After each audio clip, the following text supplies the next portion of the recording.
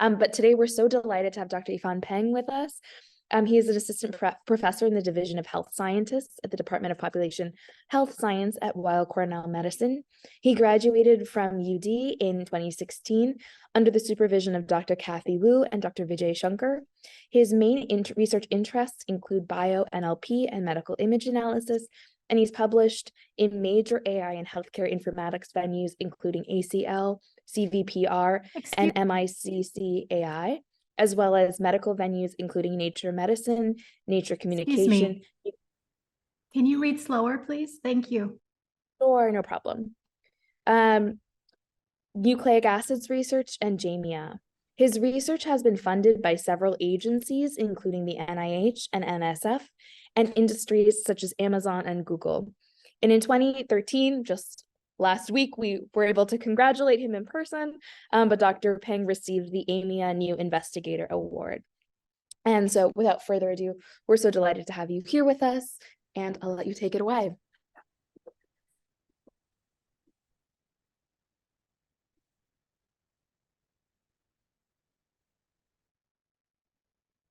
Yeah, thank you so much for the introduction and inviting me to Columbia.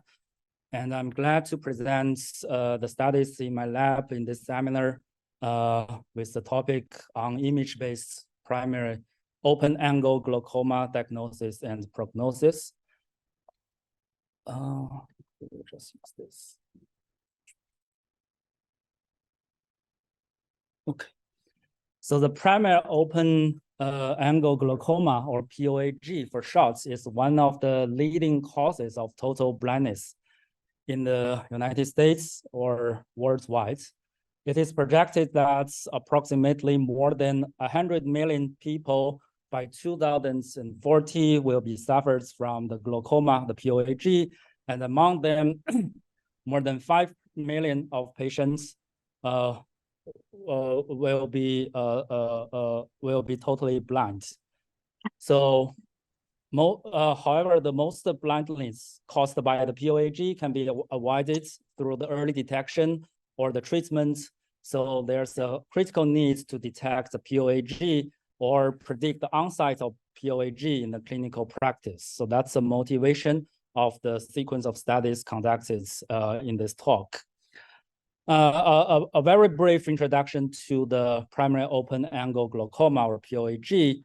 So far, there's a clinical standards to detect the POAG using the information such as the patient's age, the eye pressure, and of course, the image. And the diagnosis of POAG is generally deemed most effective among different risk factors. One of the most important risk factors that can be observed are extracted from the optic disc ophthalmology using the ratio of the size of the optical cap to the optical disc. So these two images on the right shows the normal eye and the eye with the glaucoma, as can be seen with, in the glaucomatous eye, the ratio of the cap. Where's my mouse? Pen. Yeah. You'll see this, the cap here.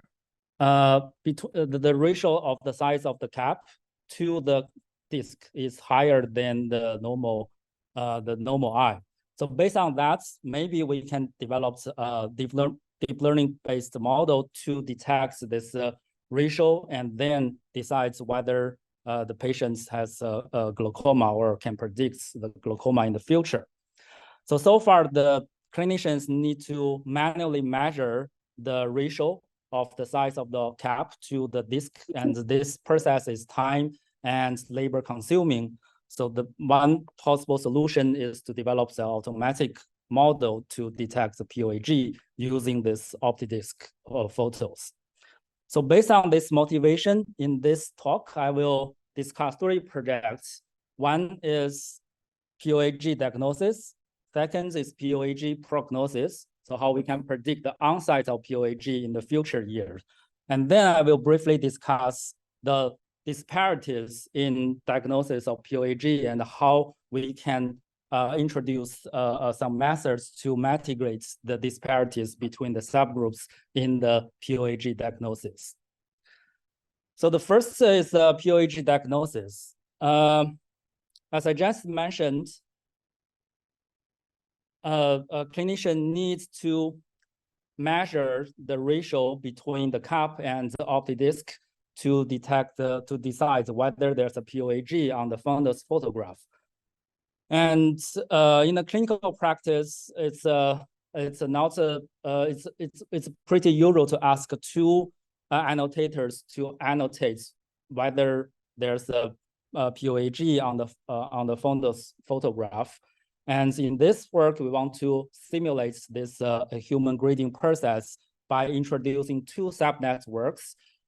Each simulates one human grade, and then we combine the results of the two subnetwork with the hope that the two network can correct with each other, and more importantly, can increase the interpretability of the model. So that's a basic idea, and here I show you the architecture of our proposed model, and we call it the glaucoma net. So this one consists of two convolutional neural network. One is the dense net, the second is the rest net. So these two are broadly used in medical image analysis, especially for label classification. And we want to learn the discriminative features and using this network, and then fuse the features for the grading. So therefore, we have two networks, and then we fuse the features together, and finally we detect whether this image has a glaucoma or not. And in terms of data sets, we use the clinical trial data sets from clinical trial called Ocular Hypertension Treatment Study, or OATS for short.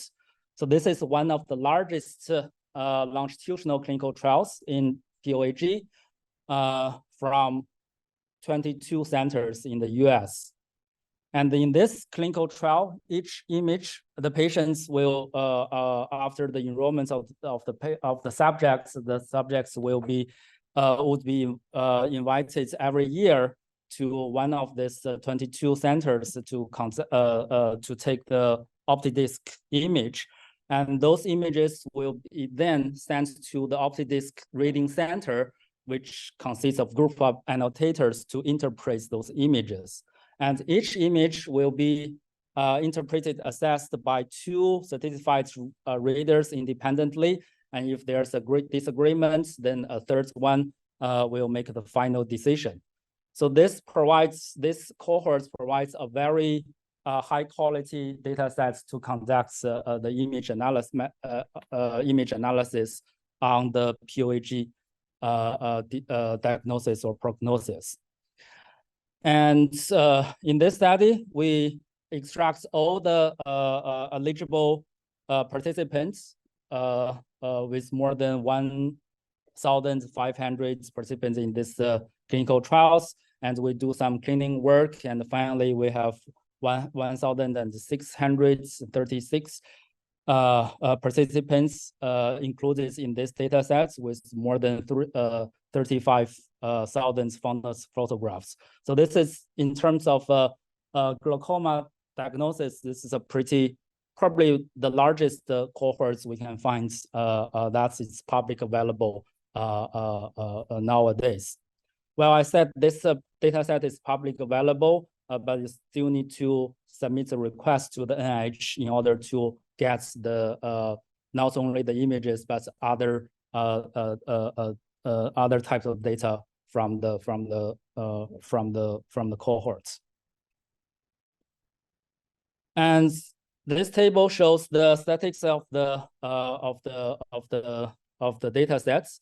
As can be seen, although we have more than 3,500 images in the data sets, the positive case is very imbalanced. It's less. We have less than 10% of the positive POAG images as compared to the normal image in this data sets.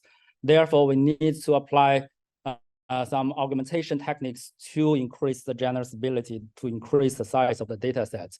So here we apply a sequence of the augmentation techniques, including the rotation, the shifts, and flipping. So for rotation, it means that we randomly rotate the image between 0 and 10 degrees, and shifts, well, we shift the images along the x and the y axis by a certain distances, and flipping here we only do the horizontally flip. So this technique applies to this data set to increase the size of the sample points, and it will greatly improve the generalizability of the model and or the training of the model.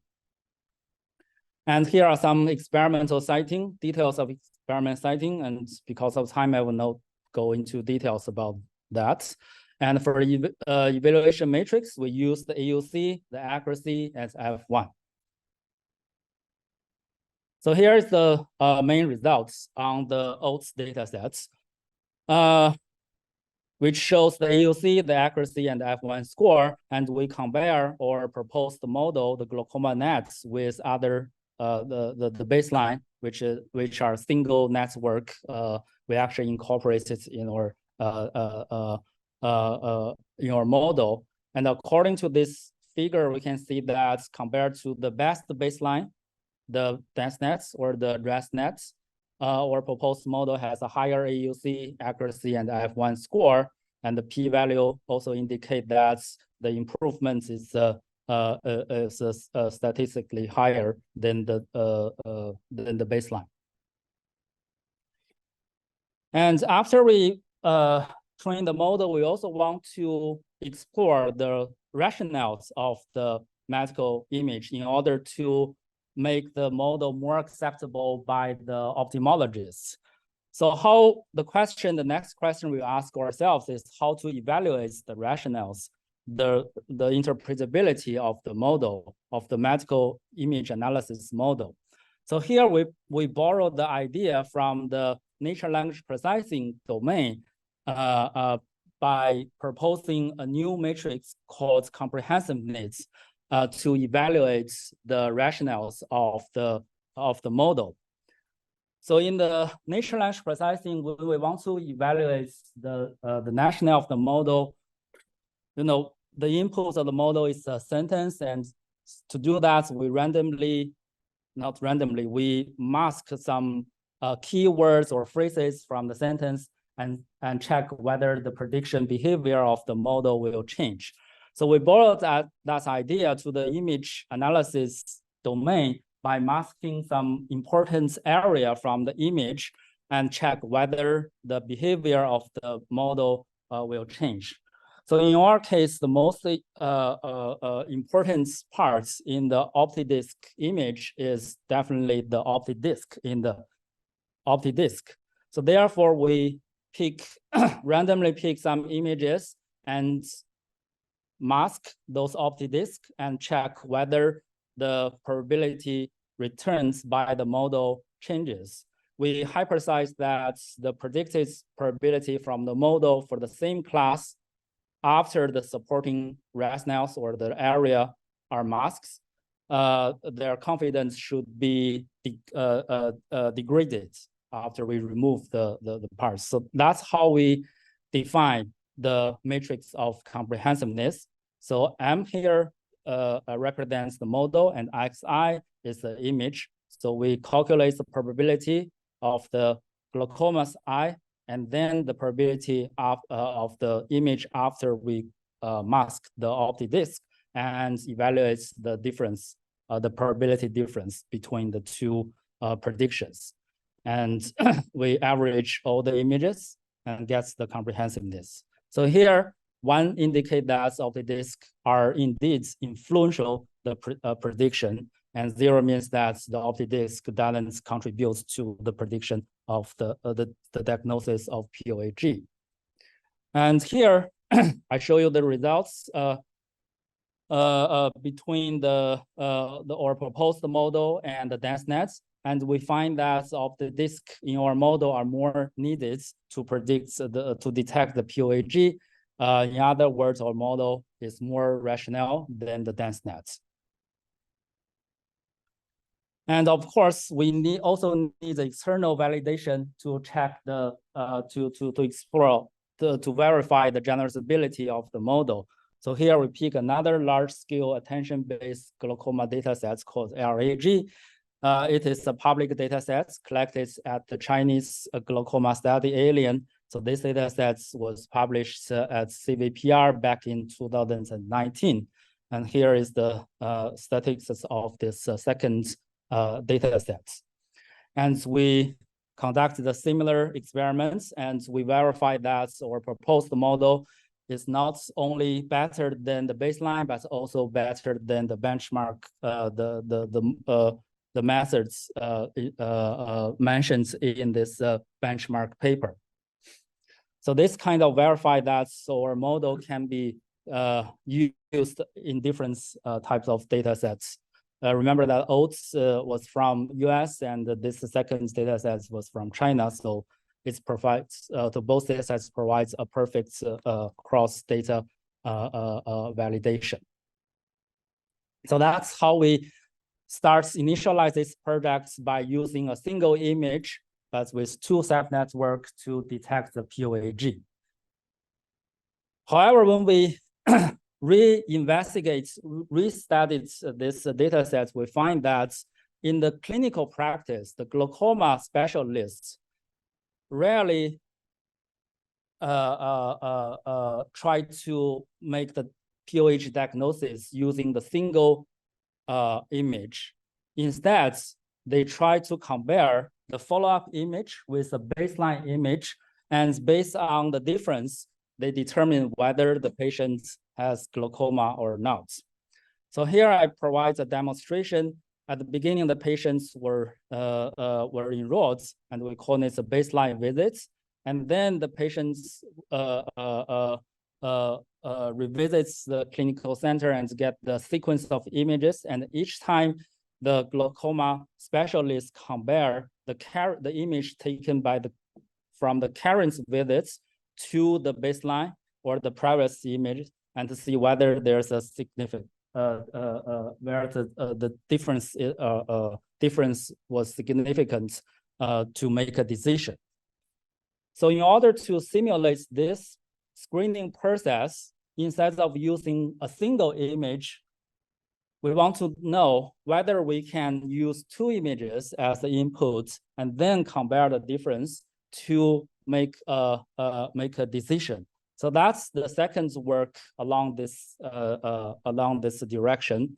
So in this work, we developed a model using the baseline image. The baseline image is here, and also the current image. And then we use a shared network to extract the features at different level from the both images, and then we fuse the features at different level, and then combine them together to make the final decision. So that's a motivation. And here I show you more details about how we developed this this new neural network. So in short, we still use the dense nets as a backbone, and at different level, because in the convolutional neural network, different layer of convolution extracts a different level of features from the image. Usually the layer up front will extract the raw, the low level features from the image, and the layers at the ends extract the more abstract features from the image. So we try to combine the features from different level and then concatenate them together to make the decision. And to evaluate this model, we also apply the model to two data sets. One is, of course, the OATS. The other is a new data set called STIG, and I will discuss that later. And because here in our experiment setting, we need the model to have each data points need to have a pair of images rather than a single image. So you can see that the training develops and tests that the number of images the number of instances in the data sets were greatly reduced as compared to the model trained using a single image. And here I show you the results on the oats. And we call our neural network POAG nets, and we combine it with a single network or previous proposed model, and also other methodologies to compare the features between the two images. So here we compare our model with the absolute distance, meaning that we just calculate the cosine similarity between the two feature vectors, and also without the set outputs, mean that we only use the features from the last layer, but in our proposed model, we use features from both the last layer and also the intermediate layer. And from the experiments, we can see that our proposed model outperforms all the baseline and other all the baselines in terms of AUC and accuracy and AUC. And we also show that by using the features from intermediate layers, its benefits as compared to the model that's only used the features from the last layer. And here is the results on the second data sets as SIG, and we observed a similar observation, although the AUC on the SIG is well it's not as good as the AUC from the oats. And we also conduct more experiments in the cross data data set settings to evaluate the generalizability and the transferability of the model. So basically, we train the model on individual data sets and apply it on the other data sets, or we combine the data sets from two sources, train a model and apply it to different to two data sets respectively. And here are two observations. One is that the accuracy and specificity in the figure A and C, our model achieves comparable results in different training and testing scenarios, no matter whether we train the model on the single data sets or on the combination of two data sets. The AUC, the accuracy and the specificity are comparable to each other. And then second, for this sensitivity and AUC, our model achieves a comparable or better performance when trained on oats or oats plus SIG, but weak performance when trained on SIG only. This is partially because in terms of data set, SIG is much smaller than oats. So maybe the model cannot be fully trained using the SIG data alone. So this also indicates that the model is able to learn some knowledge from the large data set and transfer it to the detection task on the smaller data sets, and that's the point of transfer learning in the medical image analysis or the natural language processing nowadays. So to summarize this part, we stimulate the human grading process to detect the POAG from photos from graphs, either use a single image or a pair of images. And we find that the proposed model has a better performance on POAG diagnosis compared to several baselines. Now I will talk about the POAG prognosis. Maybe I'll pause here to see whether there's any question.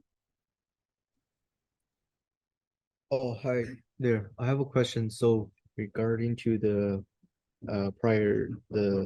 pipeline, the method section for diagnosis, what is the rationale behind concatenating two prediction block and together for the task? I don't really get the architecture, that part. For Thank you. the two images or the single image model.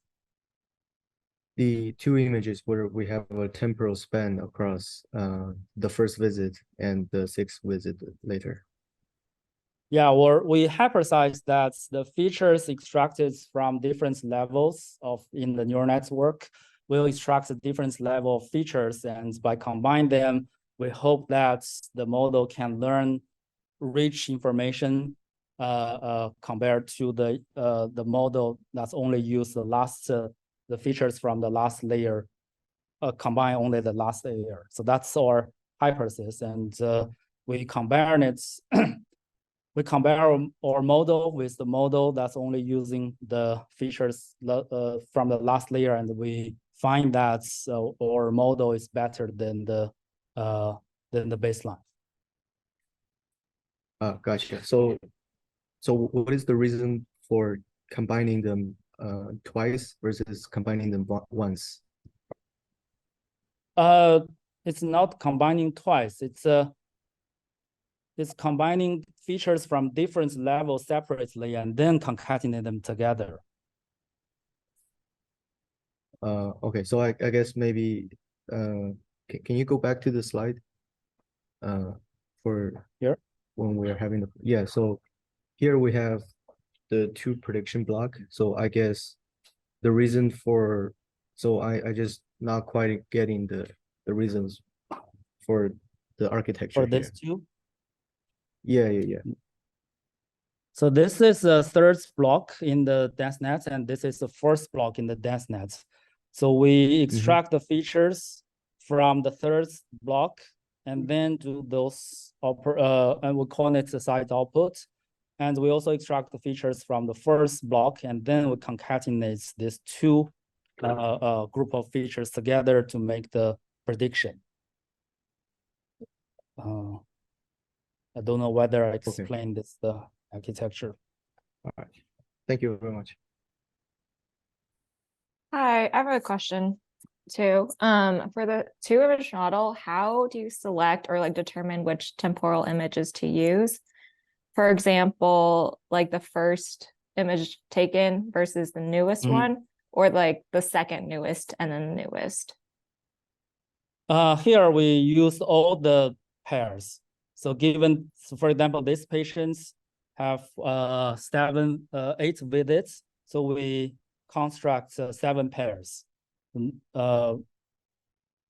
Yeah, the images in the consequence visits and also the image with the baseline. So we have 7 pairs in this setting for this patient.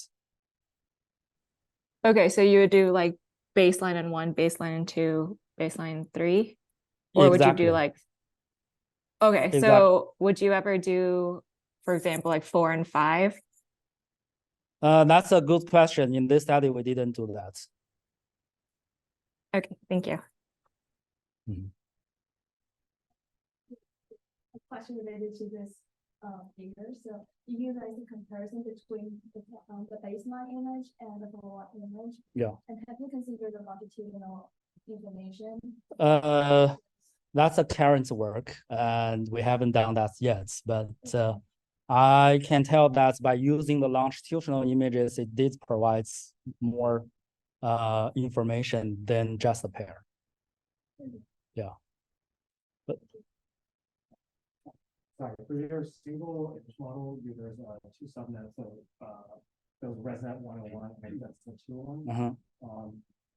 Is it just like the performance increase? Is it possible that it's just a model capacity issue where since the parameter touch is so much higher, you can have 2 subnetworks versus just like a 201 ResNet or ResNet 101 model? That's the reason why there's a performance increase rather than the joint learning problem. For example, if we just ensemble the 2 outputs. Yeah, that's a good question. I didn't show it here, but we did compare our model with a sampling model by training. I think we trained 7 different models and use a linear regression or whatever method to combine them together, decision tree to combine them together, and we find that the performance is comparable.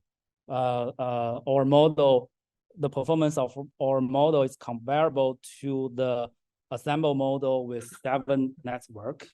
But we justify that the benefits of our model is that we can train it end to end. We don't need to train 7 different models and then combine it together. But in terms of performance, it's comparable.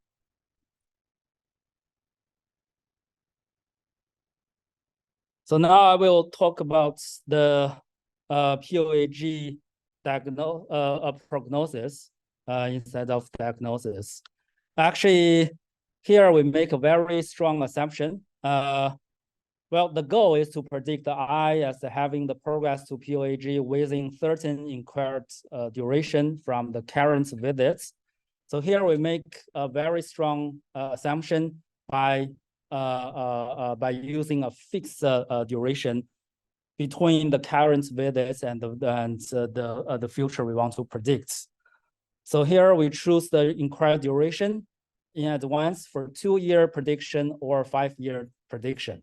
So here I show you the same the patients with 7, 8 visits. 0 means the baseline, and we have 7 follow-up images for this participant.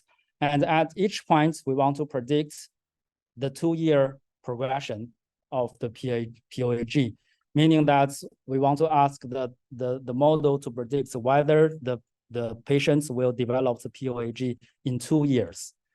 So in other words, at the visits 1, we want to know whether the patients will get POAG before year 3, and at year 2, whether the eye will develop the POAG before year 4, and so on and so forth. And in this case, in the ground truth, the patient's progress has POAG at year 7.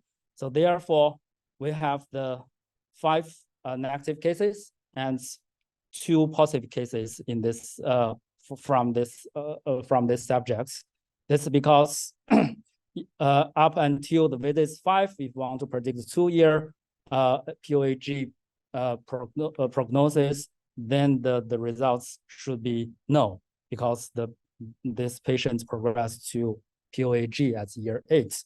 But since year 6, the answer is yes, because in the ground truth, the patients progress to POAG at year 8. So that's how we construct the data sets to train the model using this old cohort. And I have shown this figure before. So similarly, we use the baseline image and the follow-up image to predict the 2-year or 5-year prognosis. And in terms of architecture, it's a similar. The only difference that instead of using the label at the current visits, we use a label in the 2-year or 5-year, and then the model can have some capability to predict the POAG prognosis. And we also evaluate the model on the old data sets, and we find that by using the pair of images as input, the model has some capability to predict to do the 2-year or the 5-year POAG prognosis. So the idea is pretty similar in terms of architecture. It's almost the same as the POAG diagnosis. It's just the way we treat this problem, how we convert this prognosis problem to a classification problem to empower the model to do the prognosis. And a takeaway from the POAG prognosis is that the POAG onset prediction within a certain duration is doable using the traditional using the convolutional neural network, and the results demonstrate that proposed network perform well on POAG prognosis given a fixed inquiry duration time. And the limitation is, of course, as mentioned by this student. Here we only use the baseline image and the follow-up image to predict the prognosis, but we didn't use all the images between the baseline and the follow-up. So we hypothesize that using the longitudinal images, we can extract the temporal relation or information from the data, and we assume that this temporal information can benefit the prognosis of the POAG.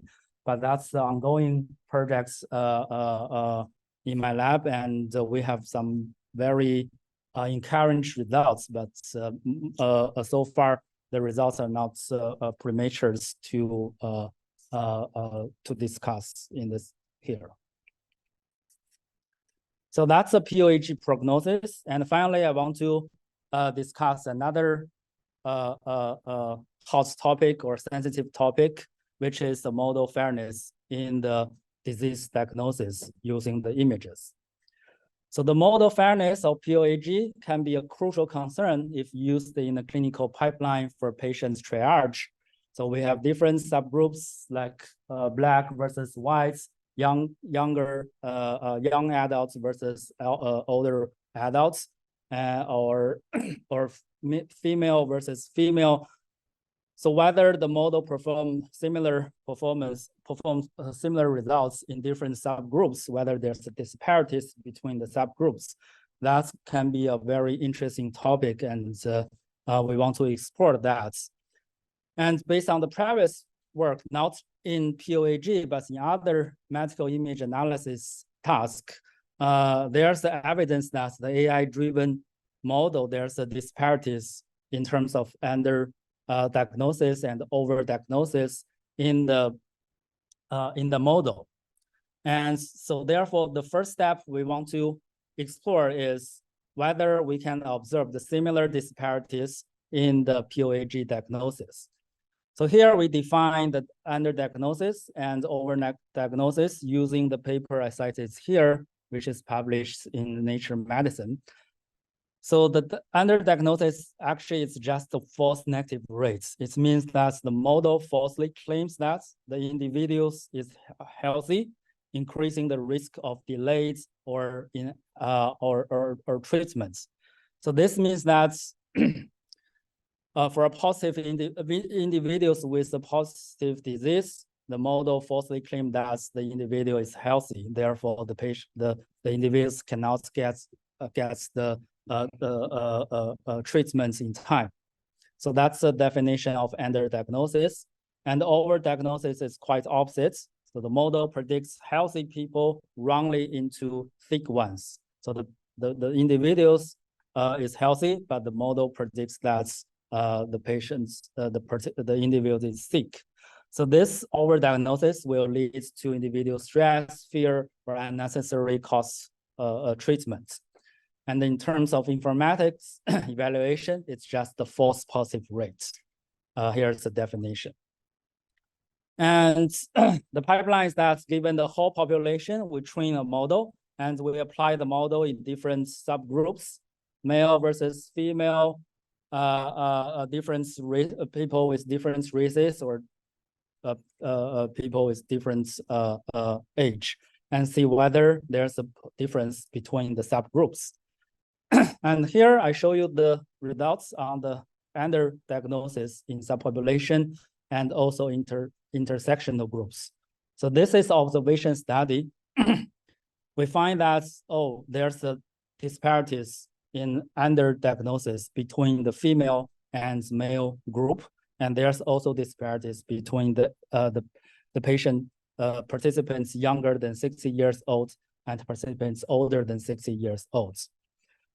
So that's for the subpopulation, and we also combine the different subgroups and evaluate the disparities between the intersectional groups. And we have also observed that for certain intersection groups, the performance is lower than other subgroups. So this study verified that the AI-driven model does have the issues of model fairness in subpopulation and intersectional groups. And same observations from the in terms of the overdiagnosis. So after we observe such disparities, the next question is how we can how can we reduce the bias in the POAG diagnosis? There are many studies in these directions in medical image analysis. But as far as I know, as far as we know, the most methods will increase the performance of minority group by hurting the performance of the advantage group. That is actually not what we want to achieve. Of course, we want to improve the performance of the underrepresented group, but we don't, at the same time, we don't want to hurt the performance of the advantage group. Otherwise, the model will be unfair for the advantage group. So our target here is that how we can reduce the disparities between the subgroups, but at the same time, maintain the overall performance of the whole population. And based on that idea, we propose the ranking loss, which I will describe later. And this work was recently published in Nature Communication. Before we propose the loss function to target the disadvantaged group, first we want to come up with the evaluation matrix to assess the fairness of the model. Here we propose to use a new criteria called the the pairwise fairness, marginal pairwise equal opportunity criterion. So in this criterion, we randomly pick the patients, individuals from the target subgroup, for example, female, and randomly pick another individual from the whole data set. And then we compare whether there's a whether we compare the probability, the prediction probability between these two individuals. And we assume that the patients with the disease should have the higher probability than the healthy patients. So that's how we define the pairwise fairness. And we feel that this evaluation matrix is better than the accuracy and sensitive and specificity, because here we compare the subjects in different subgroups. In the accuracy, sensitivity, and the specificity, usually it's calculated within the subgroups. But here we want to compare the subjects between different subgroups. And also this matrix is similar to the risk scores used as decision aids to preventing the disease or triage the health resources. So as can be seen here, we don't really care whether we predict, whether we know the patients will have 50% or 60% of chances will get a POAG. Instead, we want to compare the high-risk patients with the lower-risk patients. This matrix measures such the ranking, such ranks between the individuals. And based on that, we can calculate, when we train the model, we can calculate the pairwise fairness for each subgroup.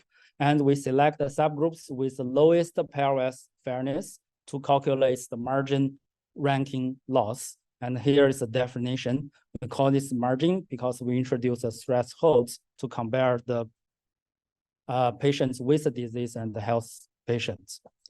The advantage of this ranking loss to the traditional regression loss or other category loss is that this function can directly optimize the prediction that have incorrect ranking orders between the patients from different subgroups, and it can update the model by focusing on the group that experience the least pairwise fairness loss. And to evaluate the model, we use the AOC and also the pairwise fairness difference, or PFD for short. So we calculate the maximum and the minimum of the pairwise fairness, and we calculate the difference to get the PFD. And for the backbone, for the sake of simplicity, here we only use the dense nets, and here are other experimental settings in this task. And we use the OATS datasets to train and validate our model. And here's the results on the individual subpopulations. So we use the age, sex, and we split the data sets by age, patient's age, sex, and race. And we train the model using the whole cohorts and calculates the AUC and PFD between the subgroups. And from the results, we find that the proposed model is achieved the similar overall performance as the baseline, meaning that we didn't reduce the performance of the advantage group in this study. And at the same time, if we compare the PFD between the subgroups, then we find that the proposed model reduce the disparities between the subgroups. And we also compare our model with on the age, sex intersection group and also other intersection groups, and we observe the similar results. So the model successfully reduced the disparities between the subgroups. And besides the POAG, we also validate or propose the methods on 3 external validation sets. The first one is the MIDRC, Medical Image Data Resources Center, which that center collects the CheckSet3 for patients with COVID-19. So in that task, we try to validate whether the model can reduce the diagnosis of COVID-19 using the chest radiograph. And the second one is the Mimic CXR. It's also CheckSet3, but here we focus on the thorax disease abnormality detection. And the last data set is called ARETS. This data set is another longitudinal cohort for the purpose of late age macular degeneration, another type of eye disease prognosis and diagnosis. So to sum, we validate our model on 3 different data sets on 3 different diagnosis tasks. And we observed the similar similar phenomena. In short, the proposed model can achieve the model fairness in individual subgroups and also the intersectional groups. To summarize this part, the model fairness, we propose an algorithm that leverages the marginal pairwise equal opportunity to reduce the bias towards a group in deep learning models. And the proposed model is evaluated on 4 large-scale data sets on 4 different tasks. And we find that our model can improve the fairness in individuals and intersectional subgroups, but also maintain the overall performance.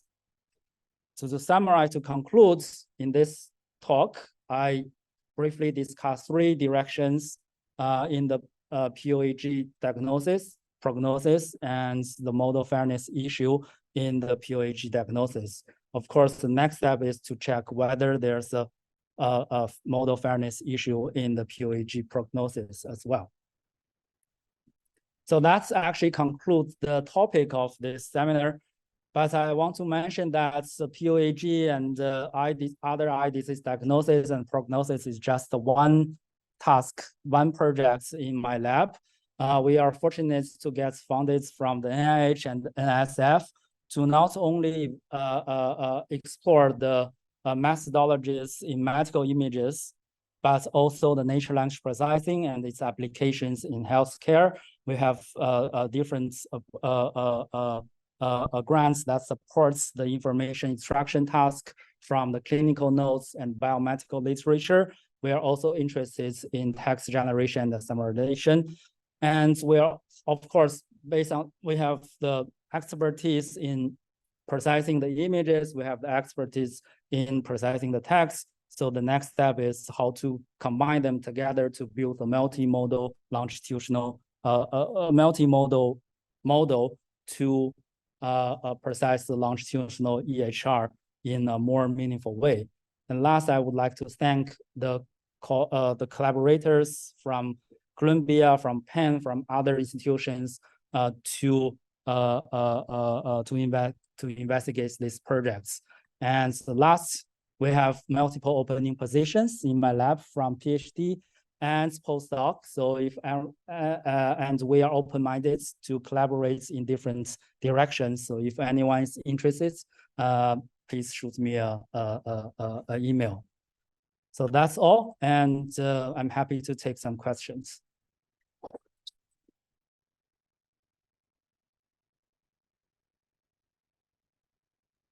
If we have questions on the chat, please raise your hand.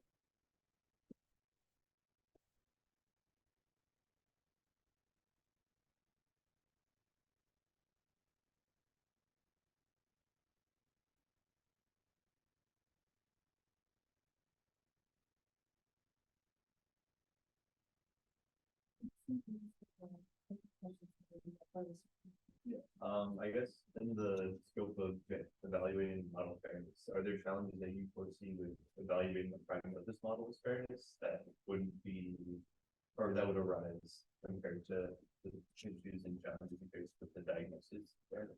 I think this, okay. The question is, so far we only conducted model fairness in diagnosis model, whether it's more challenge to validate and reduce the disparities in prognosis model. I think it's definitely much more challenge in predictive model. Partially because in the predictive model, we need to consider not only the images, but structures EHR, because in the predictive model, there are existing standards that's used, for example, the lab test, the visual signal, and other modalities to make the prediction. It's not just the images. So how we combine them together and validate whether there's disparities between subgroups. I think that's more challenge than image only models using image only. Sorry, going back to your first, the single image model, there was a discussion on using the ACR and the feature ablation to determine some sort of, you generate a message based on some sort of feature ablation. I'm curious if, because augmentation strategy used was shifting mutation, geometric-based methods. If you use more of an occlusion-based strategy, mix up, etc., do you think it would see a change? Cut off, I mean, crop the images into a smaller size? Well, crop out points of the image, so you get more of a general, like the global structure rather than the local structure of the image. The question is that instead of using the whole image, whether it's possible to use cropped images from different areas to increase the. All right. Let's talk. See you. See you. See you. Well, that's a. I don't think cropping plus the image. I'm using that as an input. I think cropping plus the image out. Out. Get more, yeah, so you get more of the global structure. If you well, first, if we use the convolution neural network, it's automatically have the sliding window to extract both the local features from the small area of the images. So that hand, I don't think there's need to crop a specific area from the image to do that. But to validate the rationale of the image, I think that's a good idea. Besides masking the optic disc, it's valuable to randomly also pick other parts of the images and to see whether the behavior of the model will change. I think for that, it's valuable.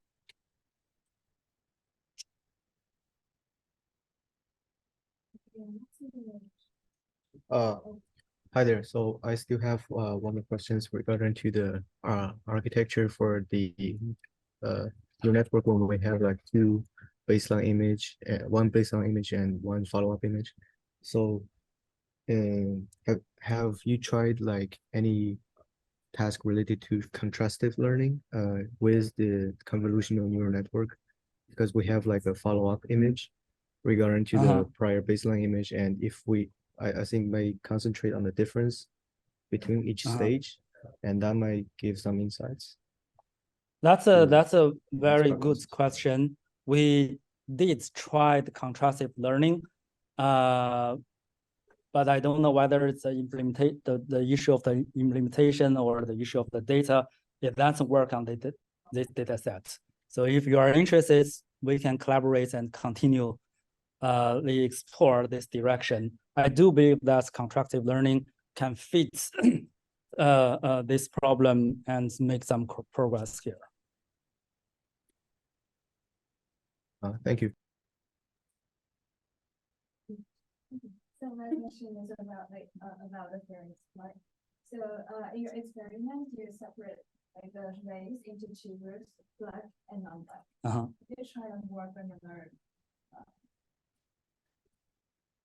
types of rays. Yeah, like black versus Asian versus white versus other races.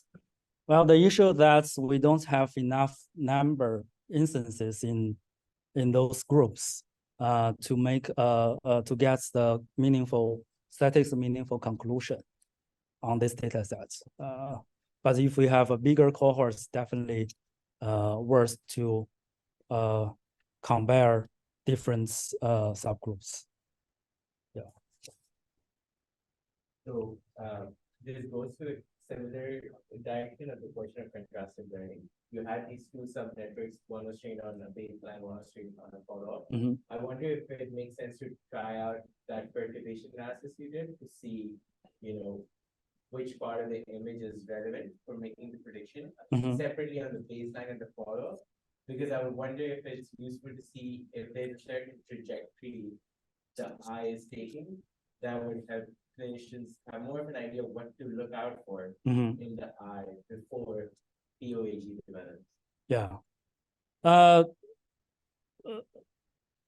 Do you mean that besides the image level classification, it's also valuable to do some segmentation or localization to get the Yeah, I just wondered if it would be good to do that kind of analysis with both of those subnetworks to see what maybe different areas pop up. Yeah. So one way to think about this in this work, it's pretty simple. We just do the binary classification. But in the future, I think it's be interested to calculate the ratio between the cap and the optic disc, and then using some like RNN or sequential model to keep track of the ratio changes. I think that will increase the transparency or the accountability of the model, and definitely that's a good idea.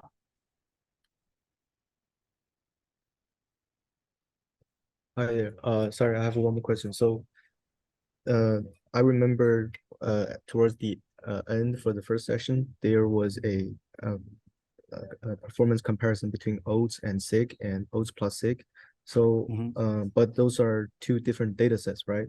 And I wonder if any like transfer learning techniques was leveraged initially to, feature align those two data sets together to have them form a we didn't do the feature align, but we did fine-tune the model on the large data set and continually fine-tune it on the small data sets. The